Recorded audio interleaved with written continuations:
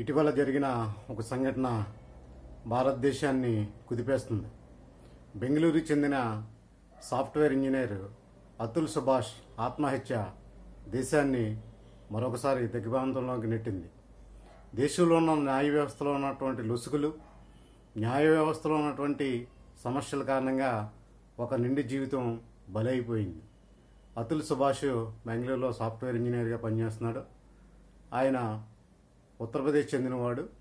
ఆయన ఆ బెంగళూరులో సెటిల్ అయ్యాడు. ఉద్యోగరీత్యా అతను బెంగళూరులో ఉంటున్నాడు. 2019లో అతనికి నిఖితా సింఘాని అనే ఆమెతో వివాహం అయింది. నిఖితా సింఘానితో వివాహం అయిన తర్వాత వాళ్ళకి 2020లో ఒక బాబు పుట్టాడు. బాబు పుట్టిన తర్వాత 2021లో ఆమె ఆయన నుంచి విడిపోయింది. ఎందుకు విడిపోయింది, విడిపోయిన తర్వాత ఉన్నటువంటి సమస్యలు ఏంటి, ఈ దేశంలో ఏం జరుగుతుంది అన్నదే మనం ఒకసారి తెలుసుకోవాలి. గృహహింస చట్టాలు, అదేవిధంగా వరకట్న నిరోధక చట్టాలు భారతదేశంలో వచ్చినాయి. 1983లో వచ్చినటువంటి 498A వరకట్న నిషేధ చట్టం అది. అదేవిధంగా 2005లో గృహహింస డొమెస్టిక్ వైలెన్స్ అనేటువంటి చట్టం వచ్చింది. ఈ చట్టాలను ఉపయోగించుకుని ఒకప్పుడు మహిళలు మరి గృహహింసకు పాల్పడుతున్నారు మహిళలపై అని, మహిళలు వరకట్న వేధింపులు ఎక్కువయ్యాయని వాళ్ళని రక్షించడం కొరకు, మహిళలకు జరుగుతున్నటువంటి అన్యాయాన్ని రక్షించడం కొరకు ఈ యొక్క చట్టాలు ఏర్పాటు చేయడం జరిగింది.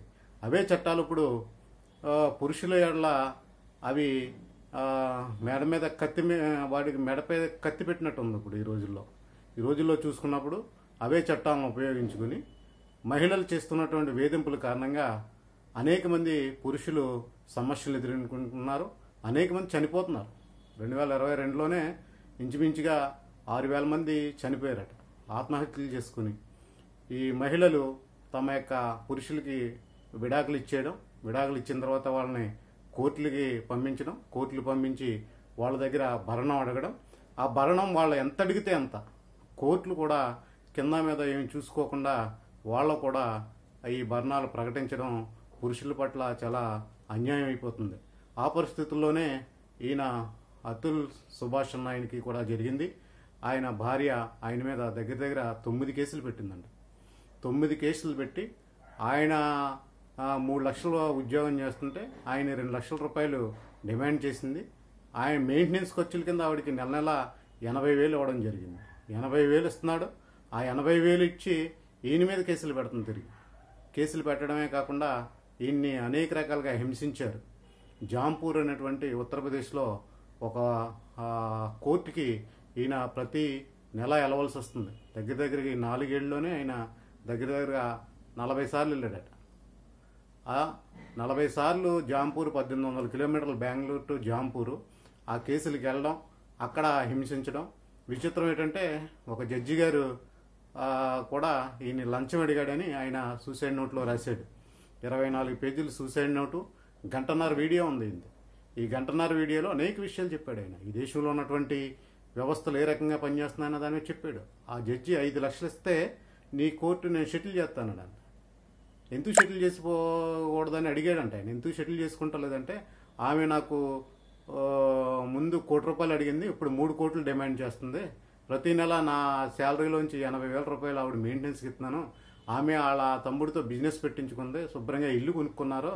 ఇవన్నీ కూడా నా డబ్బులతో వాళ్ళు ఇదవుతున్నారు అనేటువంటి బాధ అతనికి ఎక్కువైపోయింది. ఈ రకంగా ఒక వ్యక్తిని ఏ రకంగా ఎరాజ్ చేస్తున్నారు అన్నదే ప్రస్తుతం ఉన్నటువంటి లొసుకులు ఏవైతే చట్టాలు అబలల కోసం, బలహీనుల కోసం, ఏమీ చేయని వాళ్ళ కోసం ఏర్పడినటువంటి ఈ చట్టాన్ని దుర్వినియోగం చేస్తూ కొంతమంది మహిళలు చేస్తున్నటువంటి అరాచకాలు ఇంత అంత కాదు. కేవలం భరణం ఇస్తే చాలు, మేమేం కాపురాలు చేయక్కర్లేదు, వాడిచ్చే భరణంతో శుభ్రంగా ఇంట్లో కూర్చొని మనం జీవితాంతం బతికేయచ్చనేటువంటి ఒక దురుద్దేశంతో ఈరోజు కొంతమంది చేస్తున్న దానికి భారతదేశానికే తలవంపులుగా ఉంది ఈ విషయాలు. భారతదేశంలో వివాహ వ్యవస్థ అనేది చాలా పటిష్టమైంది. ఆ వివాహ వ్యవస్థని మరి కాపాడుకోవడం కోసం చాలా వరకు ప్రయత్నం చేస్తారు ఎలాంటి వాళ్ళైనా సరే. కానీ కొంతమంది వివాహ వ్యవస్థని అడ్డు పెట్టుకుని కొంతమందిని అరెస్ట్ చేయడం, భార్య బాధితులుగా చాలామంది మిగిలిపోతున్నారు. సుప్రీంకోర్టు దీన్ని సుమోటోగా చేసింది. అయితే అతుల్ మనకి సుభాష్ అన్న ఆయన ఆయన ట్యాగ్ చేశాడట ట్విట్టర్లో, ఎక్స్లో ట్యాగ్ చేస్తూ ఇండియాలో ఏ రాజకీయ నాయకుడికి, ప్రధానమంత్రికో, రాష్ట్రపతికో లేకపోతే సుప్రీంకోర్టు ప్రధాన న్యాయమూర్తికి ఆయన ట్యాగ్ చేయలేదు. డైరెక్ట్గా ఎలన్ మాస్క్కి, ట్రంప్కి, ట్రంప్ టీంకి, జూనియర్ ట్రంప్కి ఆయన ట్యాగ్ చేయడం జరిగింది. ఎందుకు ట్యాగ్ చేశాడంటే ఈ దేశంలో ఉన్నటువంటి వ్యవస్థలపైన, ఈ దేశంలో ఉండే రాజకీయ నాయకులపైన ఆయన నమ్మకం కోల్పోయాడు. ఎంత దౌర్భాగ్యం చూసారా, ఎంత దౌర్భాగ్యం. ఒక వ్యక్తి ఈ దేశం మీద, ఈ దేశ వ్యవస్థల మీద నమ్మకం కోల్పోయాడు. ఎందుకంటే సాక్షాత్తు అనుభవపూర్వకంగా చూశాడు ఆయన. జడ్జి లంచం అడగడం, జడ్జి 5 లక్షలు ఇస్తే నీ కేసు నేను సెటిల్ చేసేస్తా అన్నాడు. ఎంత దారుణమైనటువంటి సిచ్యువేషనో. ఒక్కసారి సుప్రీంకోర్టు కళ్ళు తెరాలి. ఎప్పటికైనా సరే ఈ దేశ నాయకత్వం కళ్ళు తెరాలి. ఒక వ్యక్తి మీ మీద నమ్మకం కోల్పోయాడు, ఈ దేశం మీద. ఈ దేశంలో ఏం సమాధానం చెప్తారు అతనికి? అతను చనిపోయే ముందు ప్రతిదీ కూడా స్పష్టంగా రాసి అతను చనిపోవడం జరిగింది. చాలా బాధాకరం. ఇప్పటికైనా సరే కొన్ని చట్టాలు ఉంటాయి. ఎస్సీ అట్రాసిటీ యాక్ట్ ఉంది. ఆ యాక్ట్ ఎస్సీలను రక్షించడం కొరకు. అంతేగాని ఫేక్ కేసులు పెడతారు కొంతమంది. ఫేక్ కేసులకు పెట్టేసి ఇతరులను ఏదించడానికి కాదు, కేవలం అందువల్ల ఆ యొక్క చట్టం యొక్క ఉద్దేశం నిర్వీర్యం అయిపోతుంది. అందువల్ల ఏంటంటే ఏది మంచి ఏది చెడో చూడవలసినటువంటి పరిస్థితులు మరి కోర్టులపైనే ఉంది. కోర్టులు మాకేం తెలియదు, చంద్రచూడ్ గారు చెప్తున్నారు, వివాహ బంధాల్లో ఎవరిది ఏ తప్పు ఉందో, ఇద్దరిది తప్పు ఉండొచ్చు, ఇద్దరిది తప్పు లేకపోవచ్చు. కోర్టులకు చాలా కఠినమైన పరీక్ష.